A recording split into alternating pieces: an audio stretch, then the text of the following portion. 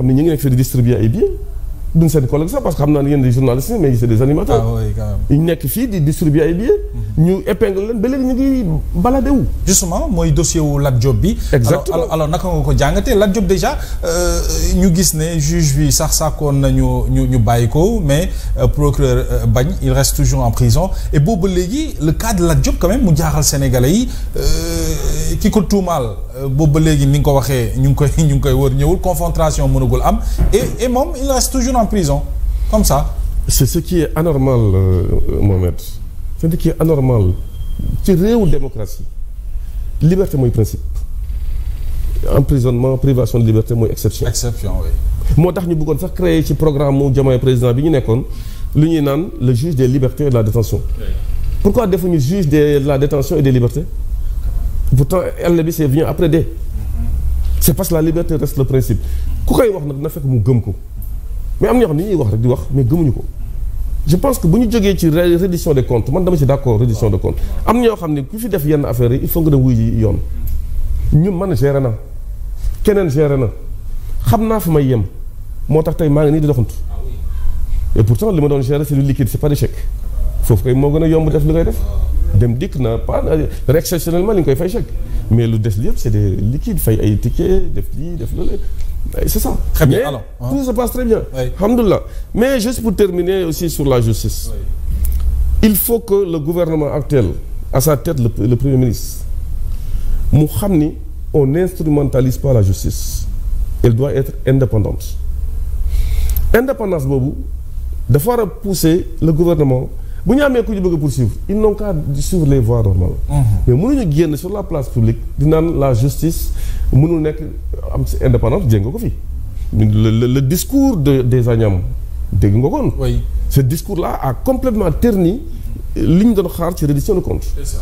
Commande lay rôle kii c'est la dernière fois muy def politique wala muy baladew ici dans ce pays bu ñu ci paree dañ ko téye après ça s'est suivi.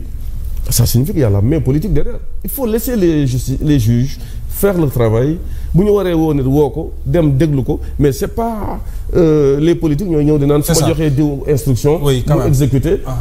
alors justement pour le cas de Farba naka nga jàngatee évolution dossier am feebar na fi feebar bu métti instant bi il continue ba léegi d'être malade mais gis nga sàkku nañu ci moom ñu bàyyi ko waaye il reste toujours ci environnement carcéral parce que pavillon spécial lañu ko mujjee yóbbu. Pour le dossier de Farba lan la lay inspiré. Bon, le dossier de Farba je ne le connais pas en profondeur mais li ma ci mën a wax mooy jiiñ ñu ngi ko des histoires de milliards. C'est quelqu'un très proche du président de la République et sortant téye nañ ko parce que mandat de dépôt automatique histoire de blanchiment te man blanchiment dafa ma jaaxal ci xaalis boo xam ni dafa jóge fu leer. Blanchiment da ngay jógee xaalis bu tilim ñu koy bëgg a dugal ci circuit bi pour mu leer mais l'argent qu'ils ont reçu vient du trésor public. Alors trésor public kan la ñu fi téyegum personne mu ngi caaxaan di wër di kii mais ceux qui ont payé cet argent là on doit les appeler ne leen pourquoi léegi ñu clarifier les choses mais on arrête des bénéficiaires. Bref le cas de Farba aussi il y a un problème d'état de santé. moo deful kooku beneen affaire la man géré ma loolu man xam naa boobu man ñu ma joxee man xam naa ndax def naa wala def ma. waaw état de santé je pense qu'il y a eu 3 expertises ou 2. Absolument. yu ñëw ne bon état de santé n'est pas compatible avec le milieu carcéral. Moi à mon humble avis bu fekkee ni rek comme le procureur nu mu ko waxoon de la République Ibrahima Ndoye ci conférence de presse la priorité c'est de récupérer ce qui est li ñu waroon woon am lu ñu jël. Et puis moom cautionné na mais on n'a pas donc le principe reste de récupérer ces biens-là. Mais c'est ça. Le principe c'est pas de mettre les gens en prison. Je l'ai bien écouté ce jour-là. Oui. Mais il faut l'appliquer ici. Wow. Ils le mettent sous contrôle judiciaire avec des règles strictes chez lui. Ismaël Madior Fall il est chez lui avec le bracelet. Oui.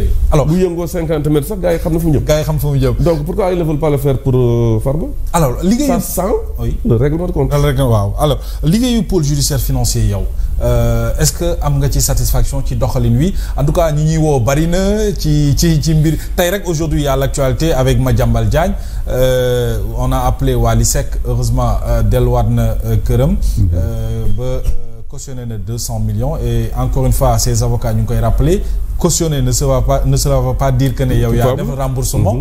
C'est pour te permettre nga dem vaquer à tes occupations. Alors le pôle judiciaire financier. Oui, je ne vois pas trop d'inconvénients à ce que le pôle judiciaire financier bi ñu créé mu toppatoo à toutes ces infractions d'ordre financier. Je n'ai pas de problème parce que dama d'accord reddition de compte. dama bëgg rek mu bañ a am kumba am ndey kumba amul ndey.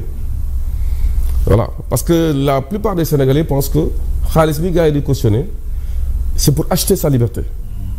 Non, c'est au cas où nga dem ba ñu juger la te li ñu leen toppee amul. ñu war la delloo sa xaalis. Garantie la quoi sur la culpabilité. Or à ce stade-là fi ñu toll nii léegi nit bu ñu ko téyee tant que jugé wuñ ko définitivement il n'est pas coupable. Absolument. Loolu na ko dugal ci nit ñi bopp nit ñi mais fii ngay gis ay rajo ak ay télé mille collines taxaw. di la juger di la juger. di naan way turam génn na ci CENTIF il est coupable nii wax na nii. affaire bi ñëw dal seen kaw. ñu ngi fii di doxantu ba léegi. oui le rapport aurait dû être contradictoire parce que man mii doon distribuer billets yi ma mën ci expliquer loo expliquer Farba xam nga woon ni c'était pas contradictoire te pourtant def nañ ci ay émission je parle de sans limite je le dis ici. oui. non xam nga wax day leer. waaw wax day leer. waaw man fu ma bëgg a porter plainte ni nga ko def. tout à fait ku ma mës a porter plainte génnoo ci. donc lu may wax dama ko xam. ce n'est pas normal ñuy def loolu. l'histoire de Lat là kii accusé.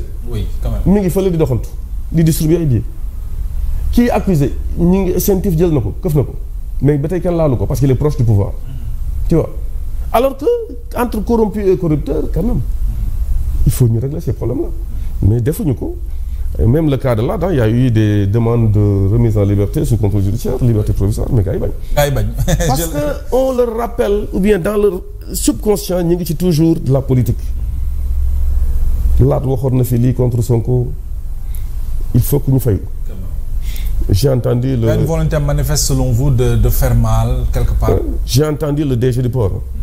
kooku na toppatoo liggéey mu bàyyi wax ju bëri ci. Parce que compétence li ñu soxla pour Sénégal génn ci 8e sous-sol bi ñu nekk.